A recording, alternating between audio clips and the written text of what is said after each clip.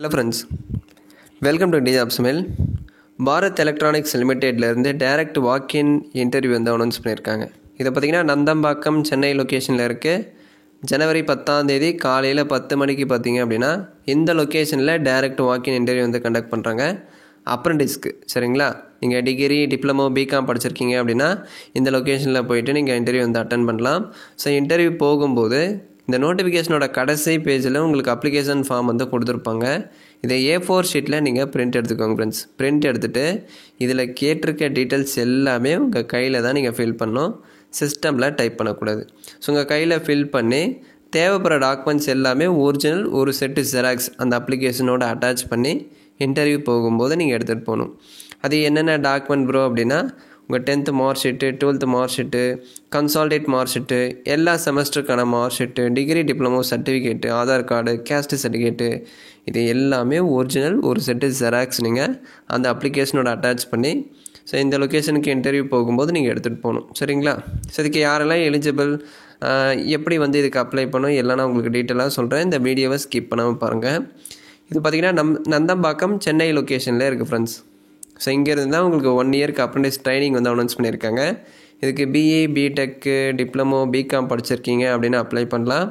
அதாவது 2020, 21, 22, 23 pass out ஆகியிருந்தால் நீங்கள் apply பண்ணிக்கலாம். இந்த குறிப்பிட்ட 4 வருஷத்தில் நீங்கள் பாஸ் அவுட் ஆகிருந்தீங்க அப்படின்னா கண்டிப்பாக நீங்கள் ட்ரை பண்ணுங்கள் ஃப்ரெண்ட்ஸ்.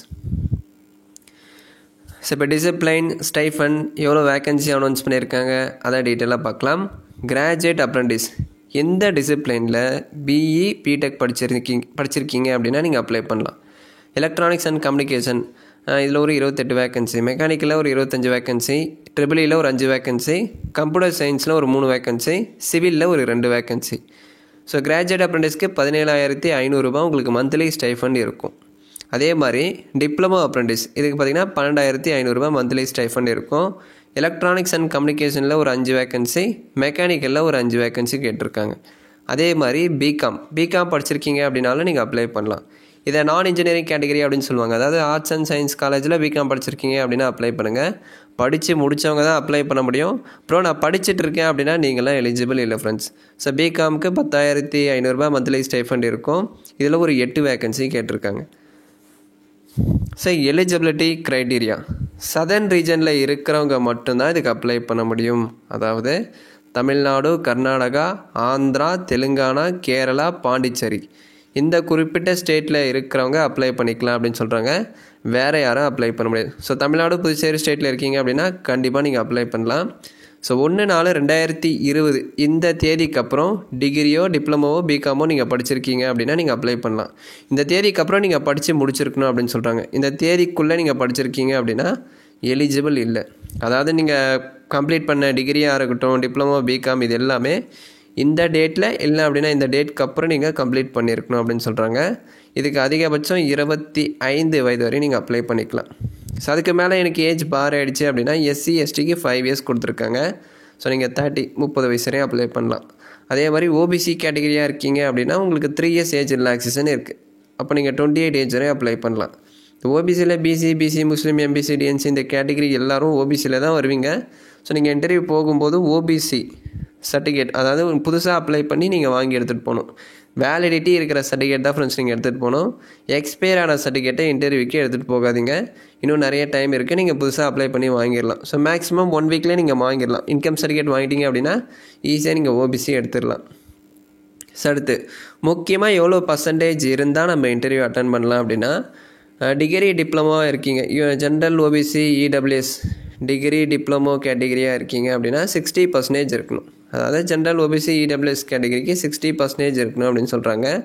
ஒருவேளை நீங்கள் SC ST கேட்டகிரியாக இருக்கீங்க அப்படின்னா உங்கள் டிகிரி டிப்ளமோவில் 50% இருந்தால் போதும். ஜென்ரல் ஓபிசி EWS கேட்டகிரிக்கு மட்டும் 60% இருக்கணும். அதாவது குறைஞ்சது 60% இருந்தால் மட்டும்தான் இந்த இன்டர்வியூ நீங்கள் அட்டன் பண்ண முடியும் அப்படின்னு சொல்கிறாங்க. பிகாம்லேயும் பாருங்கள், பிகாமில் மினிமம் 50% அண்ட் அபோவ் இருந்தால் நீங்கள் அப்ளை பண்ணிக்கலாம். ஸோ பிகாமுக்கு மட்டும் 50%, டிகிரி டிப்ளமோ கேட்டகிரியில் ஜென்ரல் ஓபிசியாக இருக்கீங்க அப்படின்னா 60 இருக்கணும். SC STயாக இருக்கீங்க அப்படின்னா 50% இருந்தால் போதும் சரிங்களா.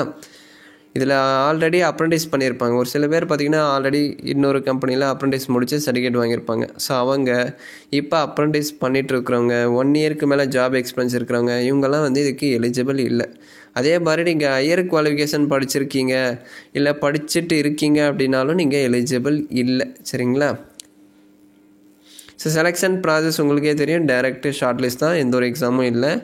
அடுத்து டாக்குமெண்ட் வெரிஃபிகேஷன் இருக்கும். நந்தம்பாக்கம் சென்னை லொக்கேஷன், இந்த பெல் கம்பெனி நந்தம்பாக்கம் சென்னையில் இருக்குது இல்லையா? ஸோ இந்த இடத்துல உங்களுக்கு சான்றிதழ் சரிபார்ப்பு இருக்கும். அதுக்கான டேட்டு டைமிங் எல்லாமே உங்கள் இமெயில் ஐடிக்கு மெசேஜ் வந்து சென்ட் பண்ணுவாங்க. அந்த அப்டேட் வரும்போது நான் இன்ஃபார்ம் பண்ணுறேன். ஸோ உங்களுக்கு மேற்கொண்டு ஏதாச்சும் டவுட்ஸ் இருந்தால் நீங்கள் கமெண்ட்ஸில் கேட்கலாம். ப்ரோ நம்மளுக்கு ரூம் எல்லாம் நம்மளே தான் அரேஞ்ச் பண்ணணுமா, இல்லை கேன்டீன் ஃபெசிலிட்டி ரூம் இதெல்லாமே அவங்களே அரேஞ்ச் பண்ணி தராங்களா அப்படின்னு கேட்டிங்கன்னா, ரூம் எல்லாம் நீங்கள் தான் அரேஞ்ச் பண்ணிக்கணும். கேன்டீன் ஃபெசிலிட்டி மட்டும் உங்களுக்கு அரேஞ்ச் பண்ணி தராங்க, அதுவும் சார்ஜபிள் பேசிஸில். அதுக்குண்டான சார்ஜ் வந்து உங்கள் மந்த்லி ஸ்டைஃபனில் இருந்து மாதம் ஒரு குறிப்பிட்ட தொகை வந்து எடுத்துப்பாங்க. ஸோ கேன்டீன் ஃபெசிலிட்டி இருக்குது, அக்காமடேஷன்லாம் நீங்கள் தான் பார்த்துக்கணும். இந்த டாக்குமெண்ட்ஸ் எல்லாமே இன்டர்வியூ போகும்போது அந்த அப்ளிகேஷனோட அட்டாச் பண்ணி எடுத்துகிட்டு போங்க. ஸோ ஜனவரி 10 காலையில் 10 மணிக்கு கண்டக்ட் பண்ணுறாங்க. இந்த அப்ளிகேஷன் ஃபார்மில் நேட்ஸ் ரிஜிஸ்ட்ரேஷன் நம்பர் அப்படின்னு கேட்டிருப்பாங்க. அந்த நேஷ்னல் வெப் போர்ட்டலில் நீங்கள் முதல்ல ரிஜிஸ்டர் பண்ணிடணும். ரிஜிஸ்டர் பண்ணிட்டீங்க அப்படின்னா ஒரு ரிஜிஸ்ட்ரேஷன் நம்பர் ஜென்ரேட் ஆகும். அதை இந்த இடத்துல நீங்கள் ஃபில் பண்ணணும். www.mhrd.nats.government.in அந்த வெப்சைட்டில் போய்ட்டு ரெஜிஸ்டர் பண்ணி ரிஜிஸ்ட்ரேஷன் நம்பர் வந்து ஜென்ரேட் பண்ணிக்கோங்க. அதுக்கான லிங்க்கு நான் டிஸ்கிரிப்ஷன் பாக்ஸில் கொடுத்துருக்கேன். அந்த நம்பரை இந்த இடத்துல உங்கள் கையில் ஃபில் பண்ணுங்கள். அதே மாதிரி உங்கள் name, father name, date of birth, gender, so basic details தான் கேட்டிருப்பாங்க. இதை நீங்கள் பிரிண்ட் எடுத்து உங்கள் கையில் தான் நீங்கள் ஃபில் பண்ணணும் ஃப்ரெண்ட்ஸ். ஸோ உங்களுக்கு ரெஜிஸ்ட்ரேஷன் பண்ணுறதுல ஏதாச்சும் டவுட்ஸ் இருக்குது அப்படின்னா இங்கே பாருங்கள், அதுக்கான ஹெல்ப்லைன் நம்பரும் கொடுத்துருக்காங்க. இதுக்கு நீங்கள் காண்டாக்ட் பண்ணி கேட்டுக்கலாம். தேங்க்ஸ் ஃபார் வாட்சிங்.